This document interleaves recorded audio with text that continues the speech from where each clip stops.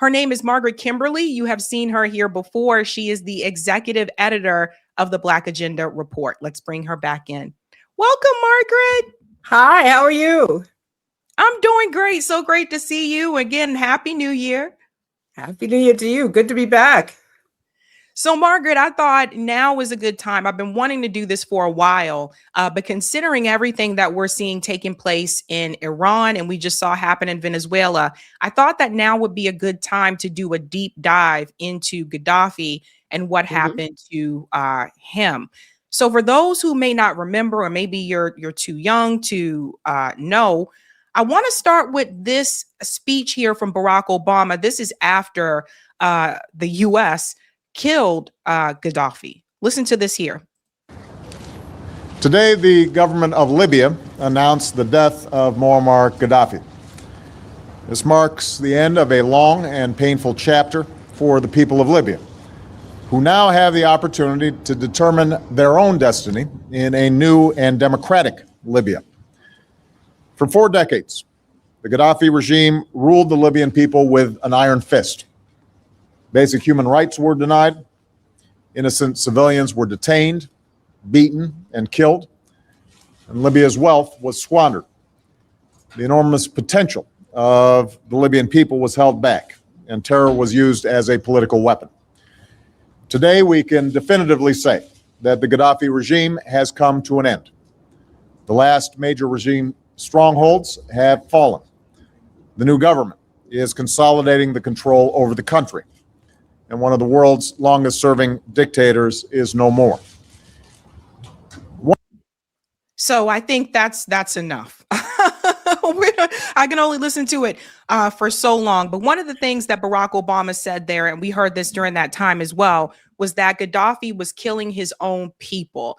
Margaret Kimberly, please explain to everybody what was happening in Libya with Gaddafi and why did the U.S. government choose to go after him? Well, Libya was an independent state. The United States has very methodically taken out every Arab state, every oil-producing state that was secular, that was not monarchical. So first it's Iraq, then it's Libya, then it's Syria. There are no Arab states now that are independent of the U.S. Egypt is a U.S. client state. Jordan is a U.S. client state. Saudi Arabia, all the Gulf monarchies are all U.S. client states. Muammar Gaddafi wanted to chart an independent path for his country. He wanted African states. Libya is in North Africa, right on the bordered by the Mediterranean, Egypt, and to the south, Chad and other countries. Very large country, small population though. But Gaddafi wanted, and Libya is an oil-producing nation. He used his oil wealth to help his people. Libyans had one of the highest standards of living of any of the 50-some, I believe it's 54 countries on the African continent. Now, I want to say something before I go any further. They always try to confuse us by saying that a certain person is good or bad or imperfect. I just want to say this. It is up to people in their homelands to figure out what kind of government they will have. The United States never comes in to improve living conditions for people around the world. That little snip made me sick. For Obama to say the Libyan people will be living better, the country's still divided. There's someone ruling the eastern half, someone ruling the western half. Gaddafi said something interesting. He said, if I fall, Europe will turn black. And it seemed like a weird thing to say. What he meant was Libya did not allow people to migrate through that country. Once he fell, migrants from desperately seeking Europe poured in, and not just from African countries, also from Middle Eastern countries. So people were taken into slavery. The insurgents were all jihadists. On the one hand, we're told jihadism is bad, Al-Qaeda is bad, ISIS is bad. These are the people who destroyed that country with the help of, I'm sorry, I'm getting ahead of myself, with the US and other NATO nations. The US, France, Britain, all of them destroyed Libya's sovereignty. The country is a mess until this day. And people there, by every measure, are much worse off than they were before. But they know how to get buy-in. So they will say, this person that we've targeted is bad, and the US just wants to bring democracy and their human rights violations so that people are silent. Obama was not the first president. The targeting of Gaddafi began under Reagan in the 80s. Reagan bombed Gaddafi's house, killed one of his kids. But it's Obama who made it real. He and Hillary Clinton, who finally killed Gaddafi and destroyed that state. And they want destruction. They don't want an independent, sovereign, well-run government. When they destroy a government, they want it destroyed. Chaos is, in fact, the point of their operations. So then that makes me wonder about Burkina Faso, which is, also saying, nope, we want to be independent. Do not mess with us. They formed an alliance, obviously called the AES. And you see there's a lot of targeting after them. Ibrahim Traore just had another attempt on his life to go along with the others before that. But I want to get into this question about a dictator, because I'm hearing this now, of course, with Venezuela, right? It's the same talking point. They said, well, Nicolas Maduro is a dictator. And that's coming from both parties, by the way. Democrats are saying it too. What exactly do they mean when they say they're a dictator? What are they doing or allegedly doing that makes them a dictator? Same with Gaddafi. Well, it just means that they don't do what the US and the West want them to do. They are saying no. They are insisting on sovereignty. They are insisting on doing what they want. And because that's something most people would say, well, that's reasonable. So you have to lie. You have to call them a dictator. You have to say Venezuela's elections are fraudulent. You have to smear someone. Character assassination is a very important part of all of this. And I'm not saying the people, the regime change that the US has conducted have always been against people who I'm in alliance with, who I see as being good for their people, but that's not the point. Every country the US attacks is worse off after, every single one. All of these regime change operations end up with suffering. First of all, how do you overthrow Gaddafi? Well, you bomb his country. Thousands of people were killed in the process. You had, Libya and those people from other African nations who lived in Libya as migrant workers had a good life. But the jihadists who overthrew Gaddafi were very racist towards Africans. There were literally slave markets in Libya after Gaddafi was overthrown. So be careful with this dictatorship trope, because they throw it out all the time. We're seeing it in Iran. They're bad people. The mullahs are a dictatorship. People have no freedom, blah, blah, blah, blah. No one's going to have freedom if that government is overthrown, which I don't think it will be. But so be careful with the dictatorship and the calling of names. That is it's a signal.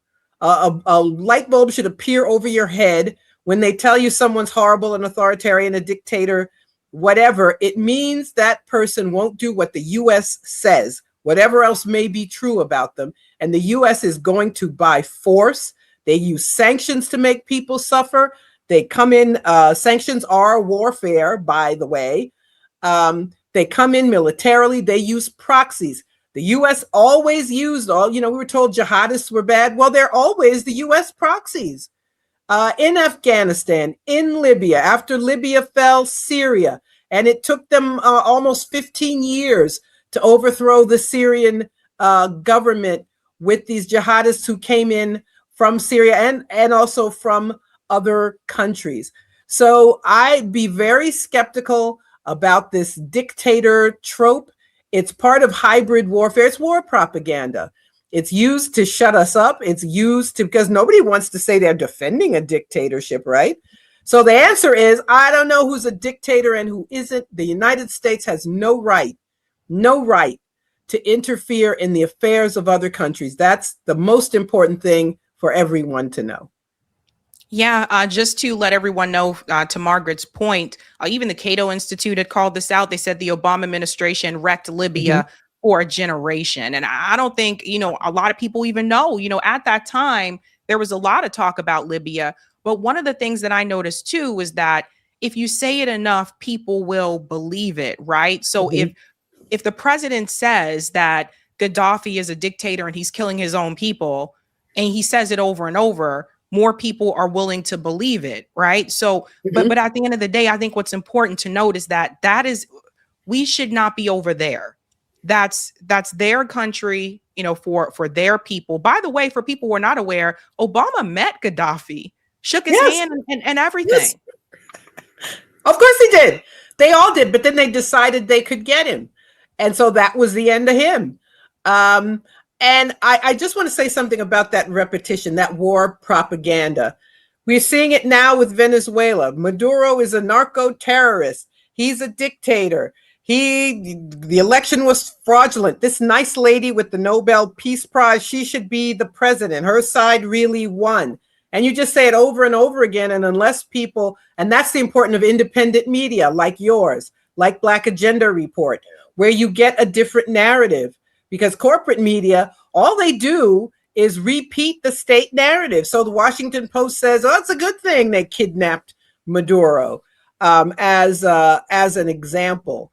So be very careful of the war propaganda. If you hear something over and over and over again, it's like hypnosis almost. And if you're not consuming independent media, then you can be fooled and you can support something that's terrible. It's awful what Obama did to Libya. But I'd almost forgotten about that press conference. That was sickening.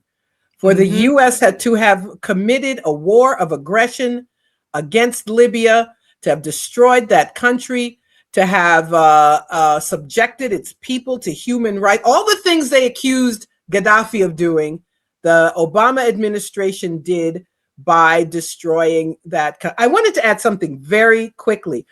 Gaddafi paid for protection, he thought. He literally paid off the president of France at the time, Sarkozy, gave him millions of dollars. And Sarkozy joined, it was like the mafia, and joined. Sarkozy was arrested, actually. So anybody who wants to look this up can look it up. And that's how rotten these gangsters, the U.S. and the NATO nations, they are no better, rather, than common gangster thugs. That is what they did. And I just wanted to add that. That's correct. I want to go back here a little bit more to that speech from Barack Obama, because a lot of people say, oh, you have to praise Barack Obama. He was the first Black president. But the moment you bring up that he killed all these people, in Libya, people get really angry. I actually had a disagreement with a friend of mine recently about this, who was, obviously complaining about what Trump did to Maduro and Venezuela. And he said it's everybody else's fault because people didn't come out and overwhelmingly vote for Kamala Harris. And I said, okay, did you say anything when the genocide started under Biden and Kamala? Did you say anything when Obama was bombing people in Libya? And he got really angry. And so, and that just proved my point. Again, it's all partisan ridiculousness. Let me play a little bit more of this. 1 year ago, the notion of a free Libya seemed impossible. But then the Libyan people rose up and demanded their rights. And when Gaddafi and his forces started going city to city, town by town, to brutalize men, women, and children, the world refused to stand idly by. Faced with the potential of mass atrocities and a call for help from the Libyan people, the United States and our friends and allies stopped Gaddafi's forces in their tracks. Margaret, they're doing this right now with Iran.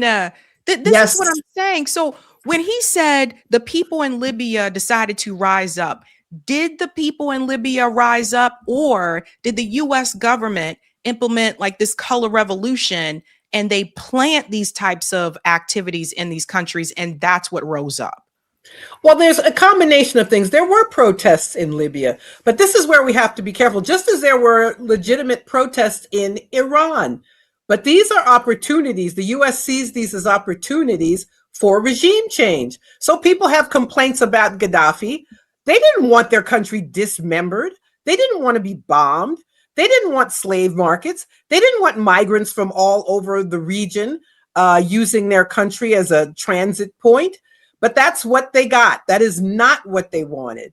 And they lie that people in Iran are protesting about inflation. There's hyperinflation in Iran, but there's hyperinflation because of sanctions by the US. The US is most responsible for the deterioration of Iran's economy. That's the same thing they did in Libya. So people have a legitimate, who lives in a place where they have no complaints or there's no protest ever. But when a country that's targeted by the US has protests, you have to say to yourself, uh-oh, what's going to happen? There's regime change coming. And then they tell you that the people want freedom, they want democracy. Yes, they do. That's not what they're going to get if the US is allowed to intervene. And they also used the International Criminal Court, and some of these human rights organizations joined in. Responsibility to protect, because he's going to kill his people. I don't know, do you remember there was a story about Gaddafi was giving his troops Viagra so they could rape women? Do you remember that? Yep. And there, a man named Moreno Ocampo, I believe he was from Spain, from the International Criminal Court. The US doesn't even belong to the International Criminal Court, but he came out in support of the US. The US controls all of these bodies that are supposed to protect the human rights of people around the world. They got a no-fly zone resolution in the United States, and Russia and China, to their eternal shame, did not veto. They didn't have to send soldiers, spend money, anything, just say no. But they didn't, and they're still doing it. And anyway, that's another story. But they should have vetoed that no-fly zone resolution, because Gaddafi's troops could have won the day. But when NATO had this no-fly zone and made war on the country, that was the end. So we have to talk about the human rights industrial complex. We have to talk about Russia and China as permanent members of the Security Council who can veto resolutions, who cut deals with the US instead. And they just recently did it in Gaza. They should have vetoed that resolution as well. But and that's how it was all done. It was a multi-pronged attack. It was a military attack. It was a war propaganda attack. It was interference with human rights organizations to make sure they could get Libya this time.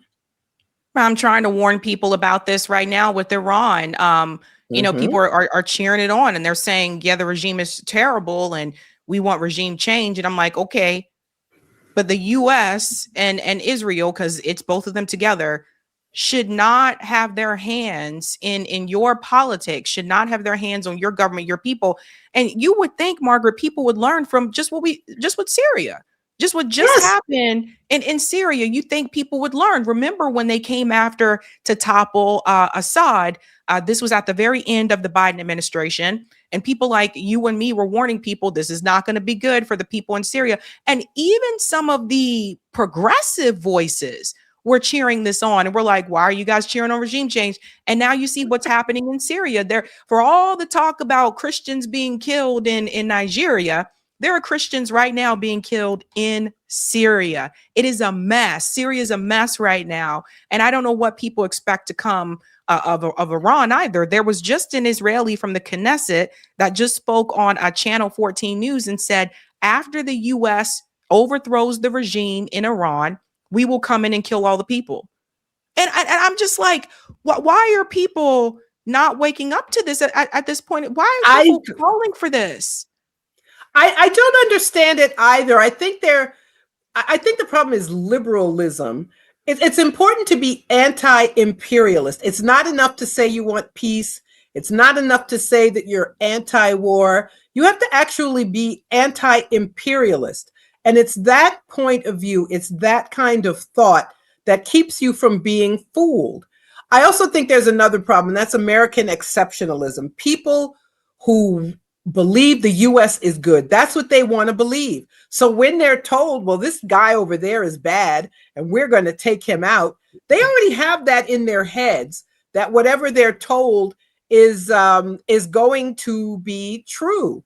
And there are people who, it's denial, people who don't want to accept that their country is what it has always been, and that it does not change. It's continuity of agenda, as some call it, that the US will have primacy, will have hegemony, that there's no other country that can be a rival. And that's why you take these other countries out. They do not want a multipolar world. So it's always going to be a lie. It's always going to be an atrocity committed by the US. So in Iran, people protest, and the Israelis bragged about it. They bragged about Mossad operating in Iran.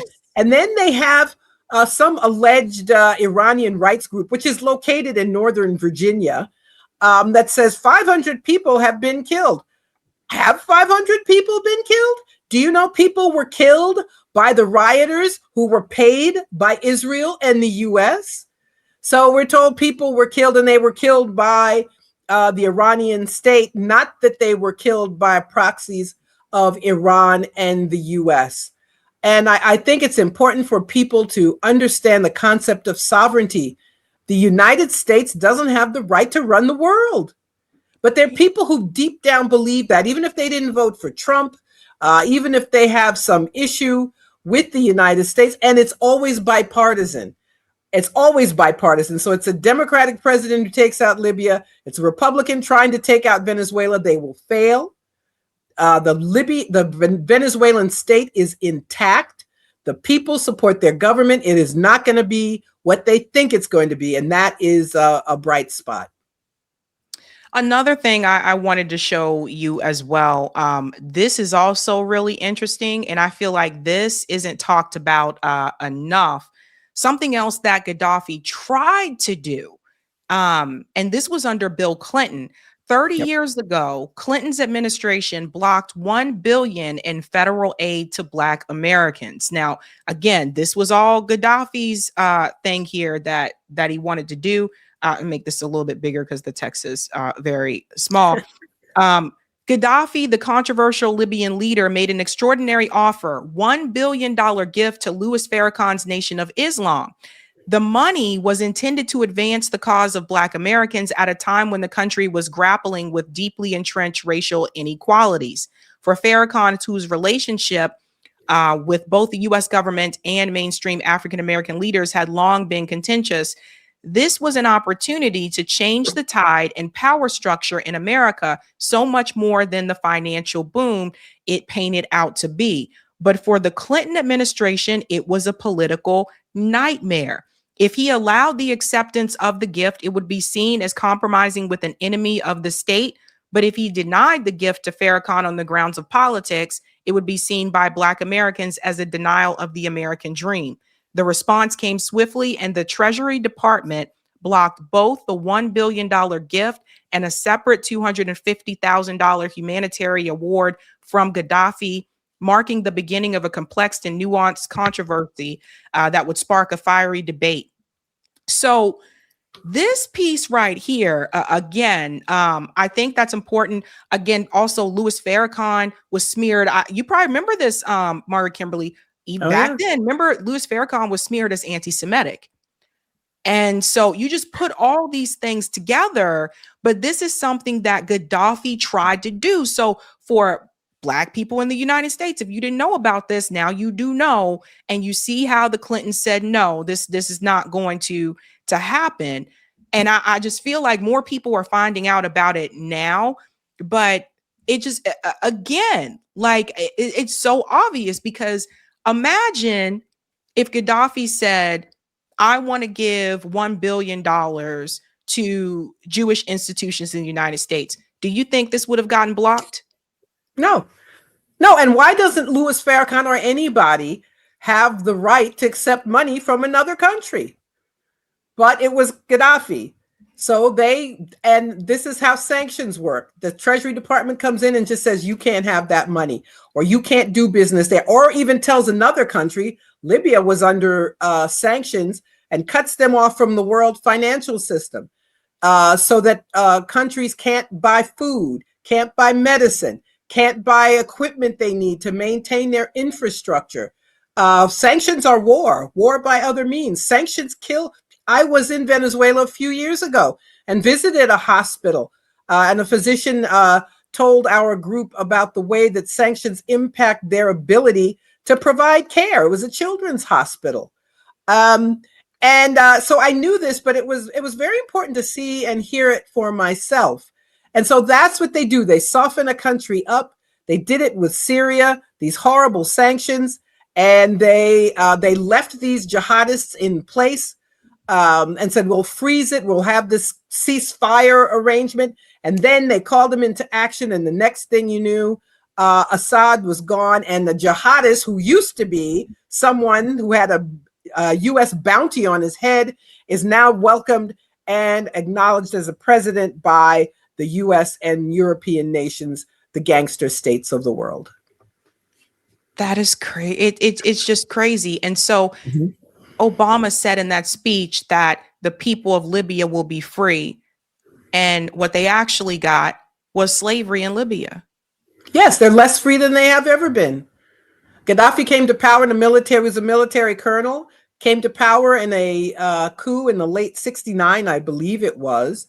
But people had health care, had education, everything that a state ought to provide for its citizens. And now they have none of it. And it doesn't matter if Gaddafi wasn't perfect. It doesn't matter if there were reasons to critique him. The U.S. did not have a right to decide who was going to run Libya, now a divided state that has a variety of problems, literal slavery.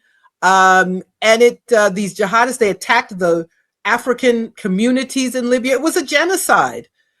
We covered it a lot in Black Agenda Report. I'm very proud. That was 2011 of that work that we did, and became not recognized leaders in the media in presenting this story, thanks to the late Glenn Ford especially.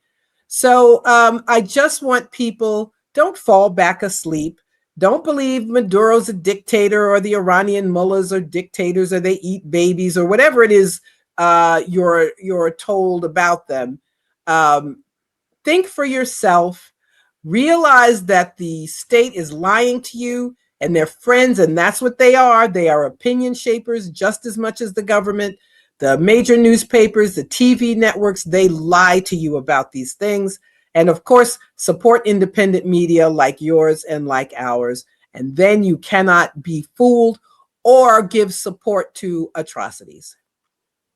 Margaret Kimberly, thank you so much. Anything you have coming up, Margaret, that you want to share? Wednesday, tomorrow is Black Agenda Report Day. We had a special issue on Venezuela last week.